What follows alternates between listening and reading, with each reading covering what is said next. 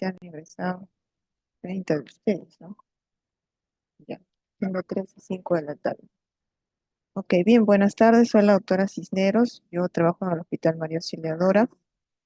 Y finalizando el bloque de las teorías, ¿no? El día de hoy vamos a presentar este título que es Neoplasia endocrina múltiple. Entonces, en primer lugar, a manera de introducción, ¿qué cosas son estas neoplasias endocrinas? ¿No? Se les conoce como aquellos síndromes clínicos que tienen un origen genético, cuya herencia predominantemente va a ser autosómica dominante. Realmente son neoplasias endocrinas de baja prevalencia, pero sí es bueno su conocimiento porque siempre vienen regularmente preguntas de estos síndromes clínicos en los exámenes. Entonces, eh, este síndrome clínico de neoplasia endocrina múltiple se va a caracterizar porque va a haber la aparición de tumores, ¿no? De tumores endocrinos en dos o más glándulas. Y de manera práctica se les puede dividir en NEM1, ¿no? Neoplasia endocrina múltiple tipo 1 y tipo 2. Entonces vamos a mencionar primero a la tipo 1. Entonces, esta tipo 1 se va a caracterizar, como hemos dicho, por la presencia de tumores, pero en este caso, en cuanto a frecuencia, vamos a tener que en paratiroides va a ser la mayor cantidad de presentación, ¿no? Pues acá dice más del 90% de adenomas paratiroideo.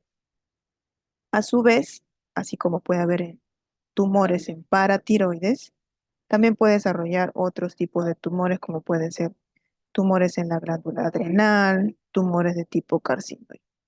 Entonces, en esta tabla por frecuencia, ¿no? Estamos repitiendo que el principal tumor de la neoplasia endocrina múltiple tipo 1 es el adenoma paratiroideo, con una presentación de alrededor del 90% de tumores. Y posterior a esto, ya le va a seguir la presentación de los otros, que pueden ser gastroenteropancreático, de hipófisis, etcétera, en menor frecuencia. Entonces aquí les he puesto, ¿no? Un cuadrito con una especie de un acrónimo para que se puedan acordar. En la neoplasia endocrina tipo 1, adenoma paratiroideo es la primera P, el 90% de presentación en cuanto a frecuencia. La segunda P es el tumor enteropancreático, ¿no? Páncreas. La presentación en frecuencia va a ser menor del 30-70% y en enteropancreático vamos a tener aquí en frecuencia a los gastrinomas, insulinomas, glucagonomas, ya que es más raro. Y la tercera P, que está acá en rojito, el adenoma pituitario, adenoma hipofisiario, de un 30-40%, en menor frecuencia. Estamos poniendo acá en frecuencia. Y de los pituitarios, más frecuente será el prolactino. Posteriormente ya le seguirá el tumor productor de GH, que es el somatotropino, un 10% de frecuencia. Y finalmente, otros tumores de otras glándulas asociadas, que pueden ser en suprarrenal, menos frecuente en feocromocitomas, lipomas, colagenomas, etcétera, ¿no? Pero estos son los principales, por eso está con rojo las 3P.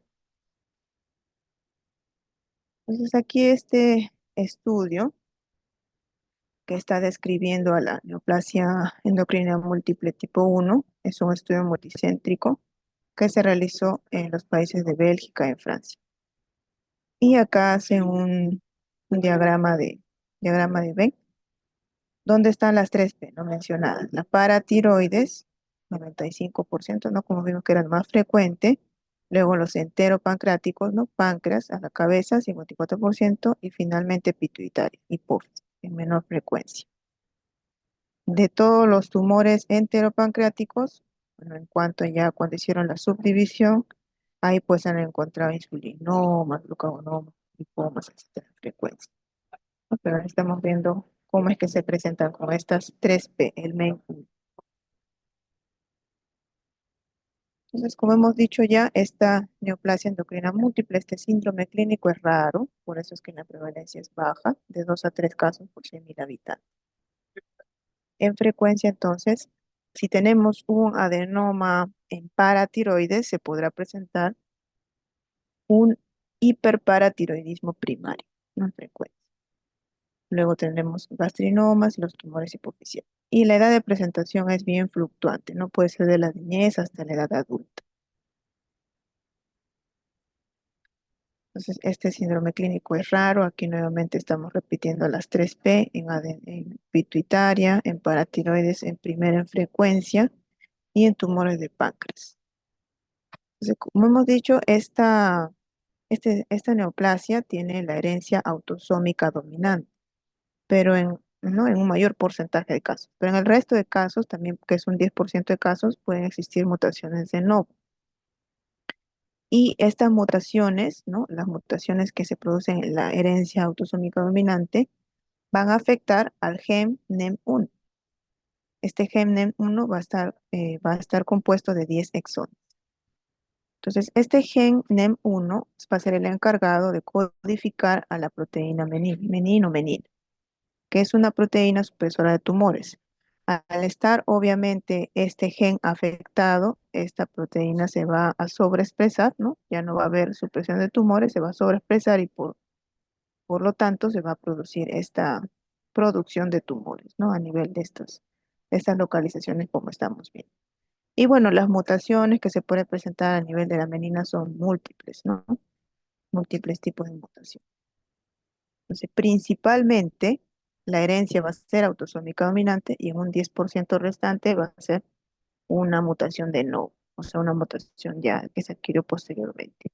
Por eso, 10% en promedio, de 8 a 10%, de 8 a 14% le ponen como esporádica y de novo 10%. Pero si el paciente no es tratado, la mortalidad a los 50 años es de alrededor de un 50%. O sea, como habíamos dicho, este gen menina, este gen que va a codificar a la proteína menina, va a estar localizado en el cromosoma 11. Y esta menina se va a encargar, la función de ella es regular la transcripción, la estabilidad genómica, división celular y proliferación. Acá está el gen de la neoplasia endocrina múltiple tipo 1, que está localizado, como dijimos, en el cromosoma 11. El Q quiere decir porque es el brazo largo, ¿no? El brazo de aquí abajo. Gen, gen es men, la proteína que codifica la menina. La actividad o la función que tiene la menina es ser un supresor tumoral. Como vuelvo a repetir, al estar dañado el gen, no se fabrica menina y no se suprimen los tumores, por tanto, es que tienen este tipo, ¿no? De aparición de tumores en estas glándulas, ¿no? Hipófisis, etcétera. Herencia autosómica dominante de manera principal. Entonces, las mutaciones que se pueden producir a nivel de este gen en uno son múltiples mutaciones descritas. Pueden ser de lesiones, pueden ser inserciones, puntos de corte, ¿no? Dependiendo de qué tipo de mutación se haya descrito, son múltiples las mutaciones a nivel de este gen. Y una manera de explicar esto, ¿no? El tipo de mutación. Existe una teoría que es la teoría de los dos golpes, así se llama, es una teoría para la línea genética que se debe explicar. Es la teoría mencionada por Knudson, que mejor vamos a explicarlo acá en este gráfico para que se pueda entender. Entonces, la mayor cantidad de pacientes lo que van a presentar es una herencia autosómica dominante. El resto de pacientes presentarán una mutación de novo. Entonces, en este paciente de herencia autosómica dominante, ya viene con una mutación germinal, ¿no? El paciente al nacer.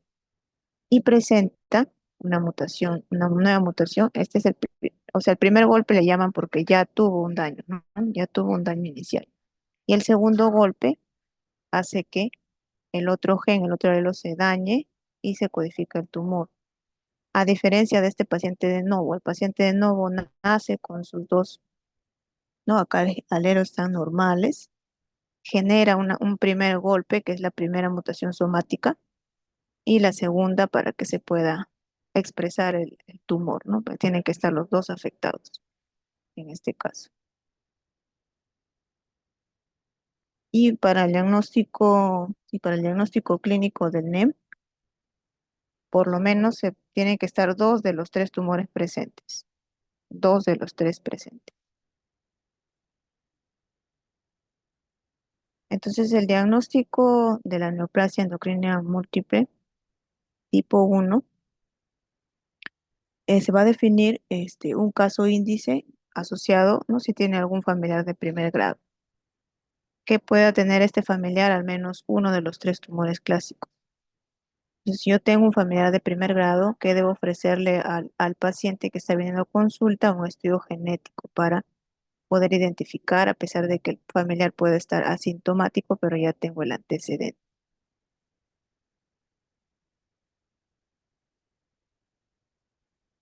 Entonces, el beneficio de ofrecerle o de realizar el estudio genético es justamente para eso, ¿no? Para confirmar el diagnóstico y ver si pruebas de repente de cribaje o previas se puedan hacer a pesar de todavía no estar manifiesta la enfermedad.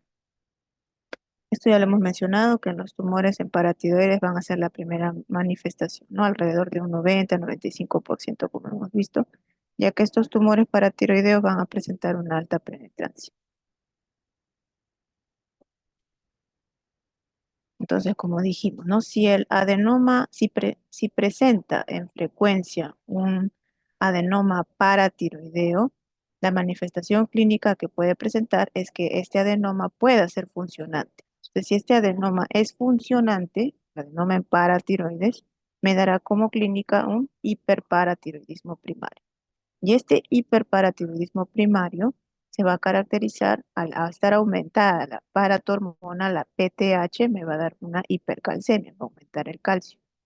Esta hipercalcemia, consecuentemente, me va a producir este aumento de calcio, la formación de cálculos, ¿no? A nivel del riñón, por eso se puede ver nefrolitiasis ya como consecuencia de la hipercalcemia. Y bueno, consecuencias de repente mayores en el tiempo, la osteoartritis fibrosa. ¿Cómo yo voy a hacer el diagnóstico de esto? Pidiendo estos exámenes de acá, ¿no? La paratormona va a estar incrementada y a su vez, por incremento de paratormona, va a estar incrementado el calcio sérico. Y bueno, la relación dice acá que se diferencia del esporádico en una afectación poliglandular de hombre a mujer en uno. Entonces, pueden haber pacientes que de repente, o sea, vengan a la consulta y solo tengan, ¿no? Del total del 100% de pacientes que tienen hiperpara primario, el 18% de ellos pueden tener un NEM1, ¿no? O sea, en algunos casos que de repente hay por antecedentes sí habría que hacer el cribaje, ¿no? El despistaje. ¿Y cuál es el tratamiento de este hiperparatiroidismo? La indicación va a ser quirúrgica, ¿no? Si yo tengo ese adenoma paratiroideo que me está produciendo un hiperparatiroidismo que tiene elevación del calcio y que ya de repente está formando cálculos, el riñón, nefrolitiasis, litiasis renal, que ya tiene la osteoartritis fibrosa, ya son indicaciones que ese adenoma debe ser retirado, ¿no? Indicación es quirúrgica. Similar o de igual manera a un hiperpara primario, ¿no? Que viene por consulta, como cualquier otro hiperpara. Si estamos tratando este hiperpara, entonces el tratamiento va a ser la extirpación quirúrgica total versus subtotal. Subtotal quiere decir que retiran todas las glándulas y una de ellas no, un pedazo de ellas puede ser colocado, lo vuelven a colocar a nivel del brazo, pero a pesar de eso puede incluso haber hipercalcemia recurrente, ¿no?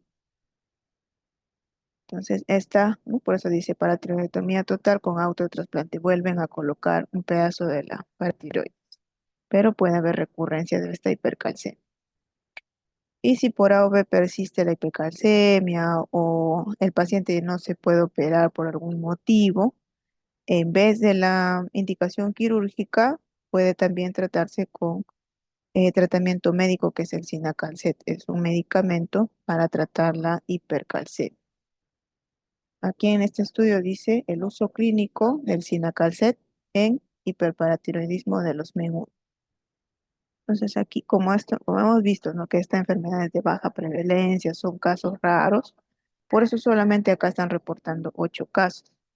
Pero en estos 8 casos, el hiperparatiroidismo, el diagnóstico se hizo pues con PTH elevadas y a su vez en algunos tenían otro tipo de tumores, como por ejemplo acá en este caso, que tenía el adenoma epifisiario, el gastrinoma y así, el gastrinoma, etcétera, de acuerdo al tumor, al otro tumor endocrino que encontraron. Pero estaba a la cabeza los adenomas que estaban produciendo el hiperpara. Entonces, a estos pacientes se les da el Sinacalcet.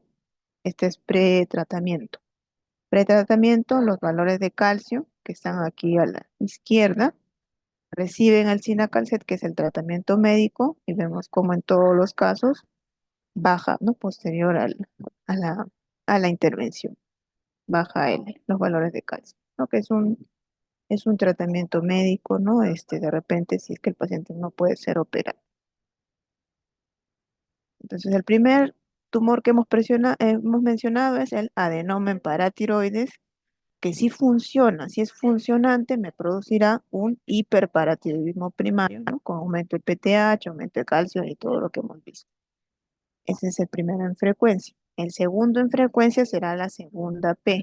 La segunda P, ¿cuál es? El tumor enteropancreático. La segunda P, pues estoy colocando en rojo. Estos tumores entero o gastroenteropancreáticos, ¿no? En frecuencia ya son menores del 30 al 80% en los NEM1. Y aquí pueden estar, ¿no? Presentes los gastrinomas, insulinomas, lipomas, etcétera. Son tumores pequeños y también igualitos, ¿no? Así como el del 100% de los hiperparas, 18% pueden ser un NEM1. En gastrinomas también es importante sospechar en un NEM1. Ahora está. Si nosotros ya tenemos nuestro gastrinoma, ¿qué cosa va a producir este tumor? Va a incrementar la producción del ácido gástrico. Al estar incrementada esta producción, se van a producir pues, las úlceras recurrentes, lo que finalmente se conoce como el síndrome de Solinger-Ellis. Y estos gastrinomas pueden producir metástasis a nódulos que se encuentran alrededor del páncreas. ¿Cómo se va a hacer el diagnóstico para los gastrinomas?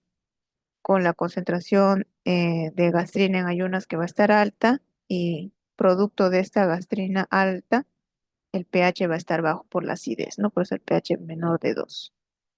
Igualito, ¿no? El tratamiento principal va a ser quirúrgico. Si no se puede tratar de forma quirúrgica, tratamiento médico. Entonces, ese síndrome de Solinger-Ellison, ¿no? Son la aparición de esas úlceras gástricas a nivel del tracto gastrointestinal superior. Entonces, la segunda P, que estaba compuesta por los tumores enteropancreáticos o tumores gastroenteropancreáticos, va a tener en frecuencia, en primer lugar, a los gastrinomas. En segundo lugar, de los gastroenteropancreáticos, vamos a tener a los insulinomas. En los insulinomas, como clínica, obviamente me van a dar hipoglicemia, ¿no? Por esta mayor secreción de insulina. Y si yo quiero hacer mi diagnóstico, voy a encontrar la insulina, el péptido C y la proinsulina elevada. ¿Qué cosa es el péptido C? Es un metabolismo que finalmente me queda luego del metabolismo que adquiere la insulina, ¿no? A diferencia de los insulinomas que se presentan por sí solos, los esporádicos, este insulinoma que es parte de los NEM1 se va a presentar a edad más temprana. Y bueno, pueden haber incluso insulinomas múltiples de menor tamaño quizás. Entonces, para el insulinoma igualmente, ¿no? Tenemos el tratamiento de la cabeza sería la cirugía. Y de repente, como tratamiento puente o hasta que se pueda operar el paciente, puede usar la opción médica, el tratamiento médico, que tenemos como alternativas. Alguien está escribiendo. Asistencia, dice. Ya.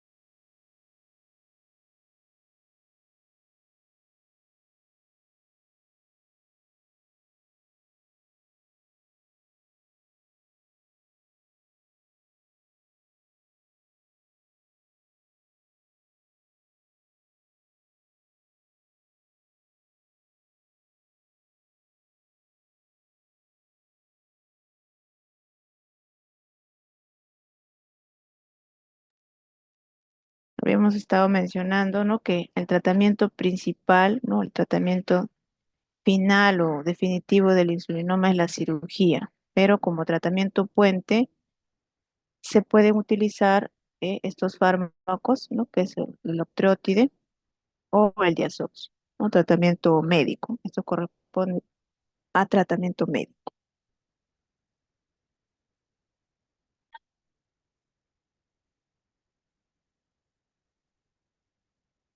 Y ya finalmente, después del gastrinoma, del insulinoma, le seguirán en frecuencia, ¿no? Que esto ya es mucho más raro, el glucagonoma y el bipoma. El glucagonoma va a tener como manifestación clínica la pérdida de peso, la anemia, el eritema migratorio, obviamente el glucagón va a estar alto y el tratamiento va a ser un análogo de somatostatina. Y los bipomas que ya pues son mucho más raros, pero como clínica va a haber diarrea, hipocalemia y acrorismo. Aumentadas para el diagnóstico las concentraciones del BIP. El tratamiento igualmente, no hay que sacar el adenoma. Si es funcionante, obviamente, sacamos el adenoma o el tratamiento puente análogo de Acá análogo de somatostatina se refiere al octreotide.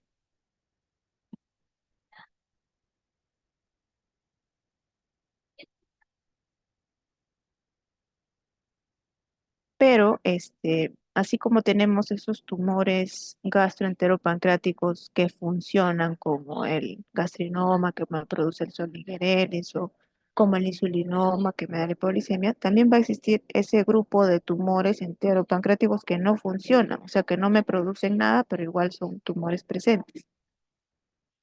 Lo que aconsejan los autores es que se haga una resección cuando estos tumores, ¿no? O sea, que se los retiren cuando son de tamaño de 2 a 3 centímetros.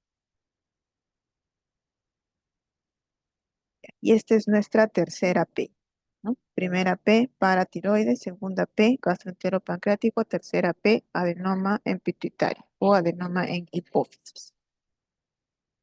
El compromiso hipoficiario en cuanto a frecuencia, del 15 al 50% de los casos, y el tumor más frecuentemente encontrado en pituitaria va a ser el prolactino.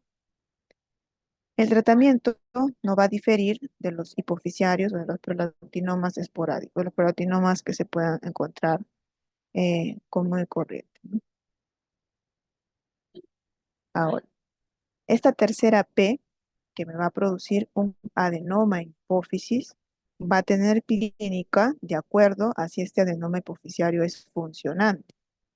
Entonces, el 60% de estos adenomas hipoficiarios me van a secretar prolactina, por lo cual van a ser prolactinoma o adenomas hipoficiarios productores de prolactina. En frecuencia, después de prolactina, la siguiente en frecuencia van a ser los somatotropinomas, que son los productores de GH, y ya posteriormente los productores de ACTH. Entonces, dependiendo de la hormona que estén fabricando, va a ser la clínica. Obviamente, si yo tengo un productor de prolactina, la paciente va a tener amenorrea, galactorrea, va a tener infertilidad. Si me produce ACTH, va a tener, que en este caso acá sería una enfermedad de Cushing, síntomas compresivos dependiendo del tamaño del tumor, si está en contacto con el quiasma óptico. Y el tratamiento también, obviamente, depende de qué tipo de tumor tengo. En el caso de un productor de prolactina, como tratamiento médico que se va a utilizar, vamos a tener a la cabergolina o la bromocriptina, que es menos utilizada. Y dependiendo del tamaño, puede ser el octótide, dependiendo del tumor. Si es, por ejemplo, un productor de GH, o sea, una acromegalia o una enfermedad de Cushing, el tratamiento va a ser quirúrgico.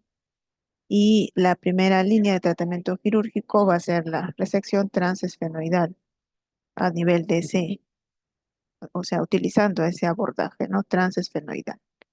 Y si ya pues el paciente ha sido operado, ha recibido tratamiento médico, persiste el tumor, persisten los síntomas, se podrá utilizar la radioterapia como otra alternativa de tratamiento.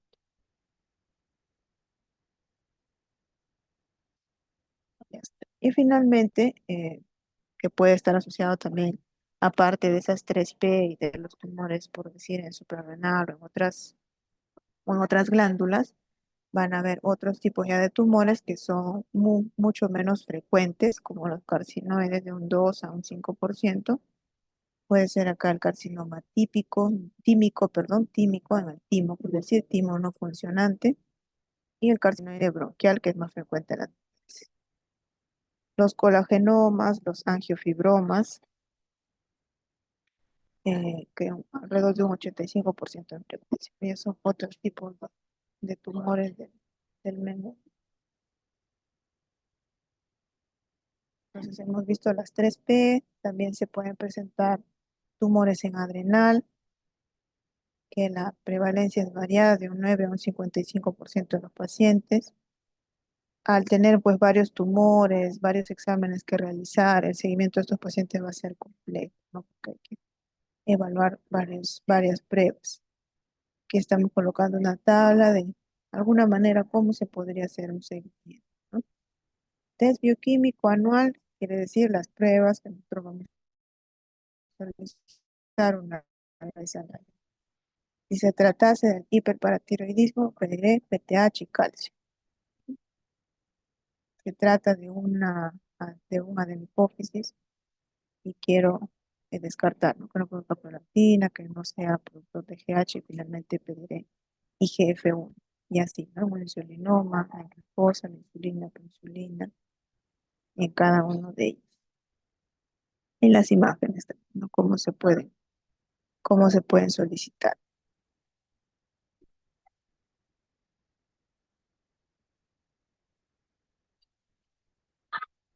Ya, entonces hemos mencionado las características principales de la neoplasia endocrina múltiple 1, ahora vamos a la tipo 2. Entonces, esta tipo 2 se va a clasificar en la 2A, 2B. Hay un grupo que específicamente o solamente tiene cáncer medular de tiroides familiar. El 2A va a estar caracterizado por estos tres tumores: cáncer medular de tiroides, feocromocitoma de menor frecuencia y adenoma paratiroides. La diferencia con el 2B, ¿no? Porque acá también estamos observando que existe la presencia del medular de tiroides, el feocromocitoma, es que va a tener otros tumores, pero no va a tener el adenoma paratiroides. No, esta diferencia entre ambos.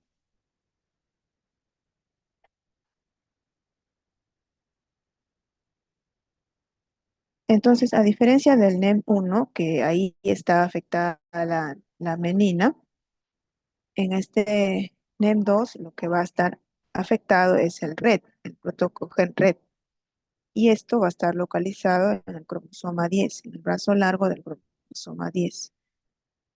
La forma ¿no? de transmisión va a ser autosómica dominante, y al estar afectado este protocogen, lo que se va a alterar es el receptor de la tiroxina quinasa.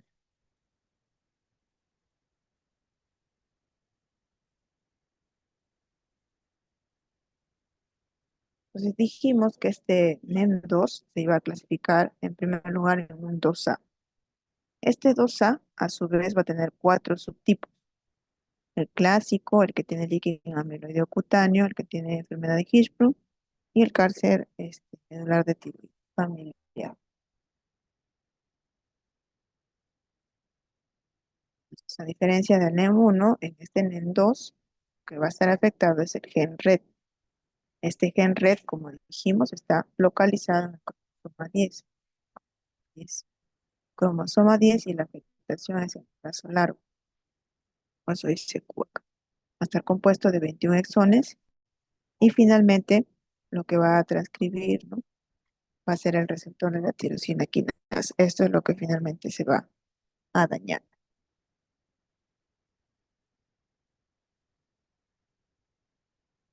En el NEM2A, entonces vamos a tener en primer lugar la de presentación en cuanto a tumores, el cáncer medular de tiroides. Este cáncer medular de tiroides es un tumor neuroendocrino de las células parafoliculares.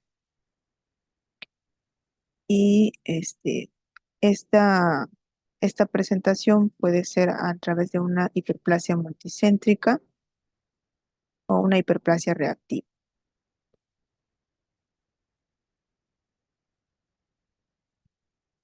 El tratamiento del cáncer medular de tiroides, de todo cáncer medular de tiroides, es sacar, retirar esa tiroides, hacer la tiroidectomía total y asociarla a una radioterapia paliativa y posteriormente, claro, hacer un seguimiento, ya que con esta tiroidectomía total lo que se busca es lograr la curación, reducir esta carga tumoral, ¿no?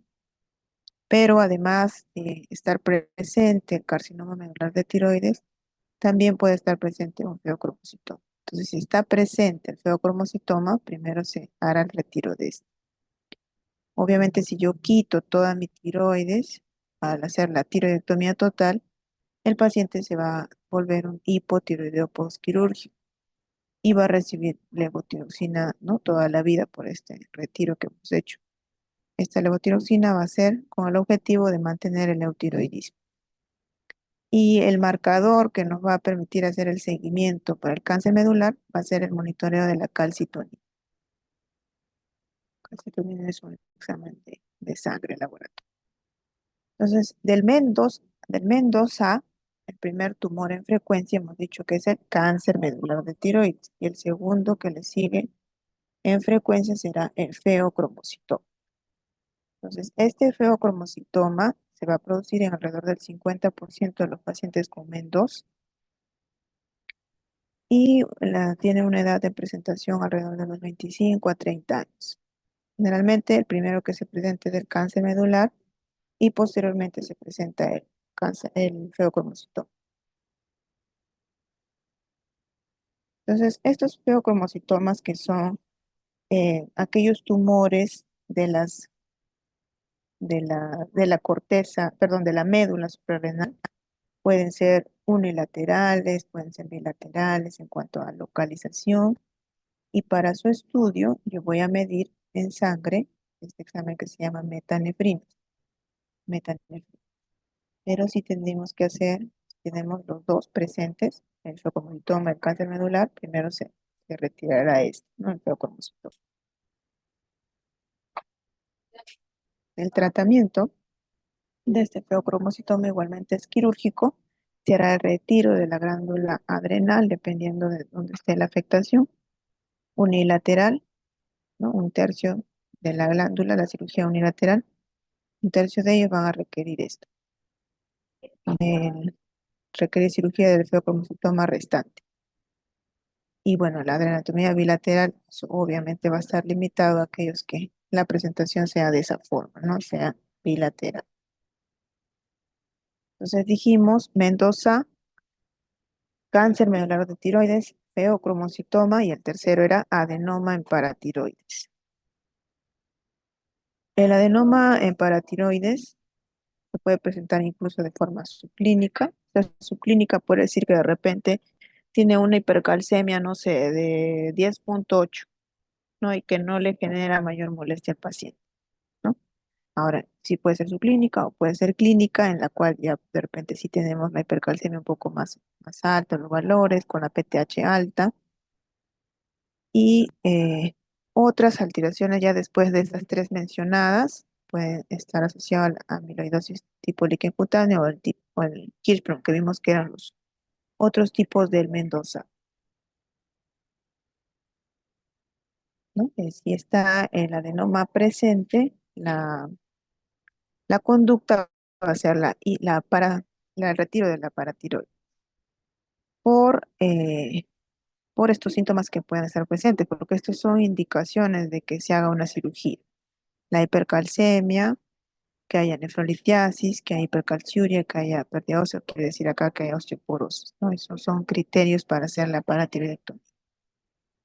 Entonces, ¿cómo es la paratiroidectomía subtotal? Que se eliminan 3,5, son 4 glándulas, se retiran 3,5 de ellas, el medio restante que quedó de la cuarta glándula se injerta, ¿no? En el antebrazo, es lo que les mencionaba anteriormente. Y posteriormente puedo recibir como tratamiento médico los bifosfonatos. Esto es en cuanto, todo esto es en cuanto correspondía al Mendoza. El Mendoza B, que también va a tener una herencia autosómica dominante, y que va a estar inicialmente conformado por cáncer medular de tiroides, feocromocitoma. Solamente estos dos son los que lo hacen semejantes al Mendoza. Pero el Mendoza, aparte de estos, tenía el adenoma paratiroides. Este 2B no va a tener eso, va a tener estos dos. Van a tener una elevada mortalidad en lo que es cáncer medular de tiroides y se va a presentar entre la tercera a cuarta década de la vida. Entonces, este MEN2B, además de tener el cáncer medular de tiroides, pero como síntoma que se va a presentar más tempranamente, va a ser más activo, va a haber mayor mortalidad. Este MEN2B, además de esto, se va a caracterizar porque va a tener neuromas a nivel de lengua, ¿no? De mucosa oral. Estos neuromas van a estar a nivel de mucosa, los ganglioneuromas en el intestino y el hábito, ¿no? El hábito, la constitución orfanoide. Pero no hay afectación de la válvula aórtica. Igualmente también se hará el seguimiento, ¿no?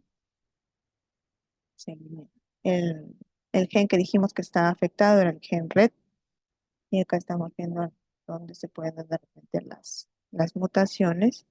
Ahora, por ejemplo, ¿no? Acá colocan, dice, edad de una tiroidectomía profiláctica. En el caso del D, acá mencionan tan pronto como sea posible y también se harán tamizajes para feocromocitomas que se iniciará a los 8 años de edad. Acá, tamizaje para hiperpara, no. ¿No? Y así por cada uno, ¿no? Edad de tiroidectomía menor de 5 años. Acá sí, para ellos, para estos dos, sí mencionan que el tamizaje para feocromocitoma sea a los 8 años, igual que para el hiperpara. De acuerdo al B, es porque estos lugares de afección ha tenido el RET. En estos de aquí, la cirugía, la tiroidectomía será antes de los 5 años. Y acá sí los tamizajes para feo y para hiperpara serán a los 20 años. El A, de acuerdo a este tipo de mutaciones, ya sí se puede postergar la tiroidectomía total después de los 5 años, pero igualmente los despistajes para feocromocitoma e hiperpara alrededor de los 20 años.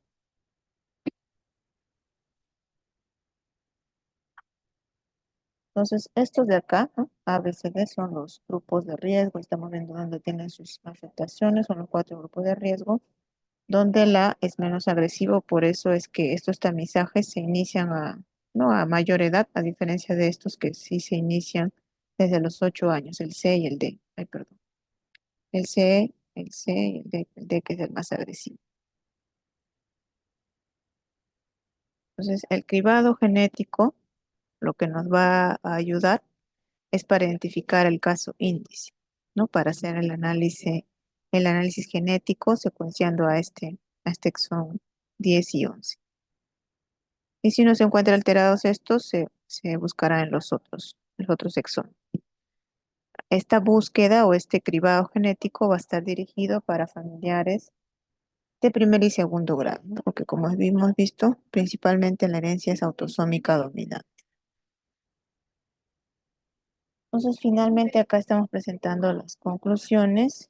Estas neoplasias endocrinas múltiples prioritariamente son por herencia autosómica dominante, afectando principalmente en el NEM1 al gen, ¿no? de la menina y en el dos al RET.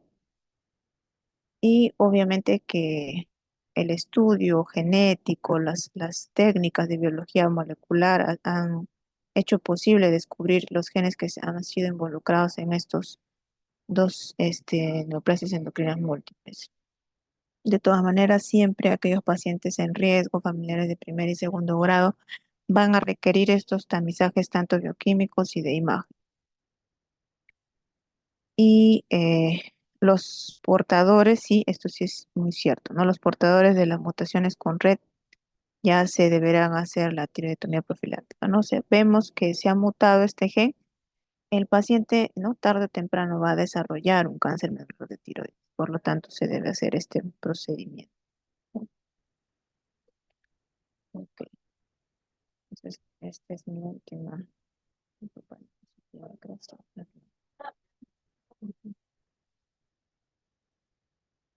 ¿Cuántos entraron al final? 47, nada más.